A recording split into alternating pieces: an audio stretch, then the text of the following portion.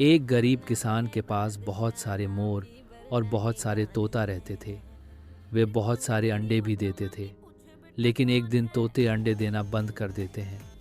तो किसान को बहुत गुस्सा आ जाता है और तोतों को डंडे मारकर भगा देता है। तोते रोते रोते जाने लगते हैं। तभी एक तोता चक्कर खाकर नीचे गिर जाता है। तभी एक मुर्गी तोते के पास आती है और उसे घर ले जाती है। तोता सारी बात बताता है। फिर दयालु मुर्गी तोते को अंडे वाली दवाई पिला देती है।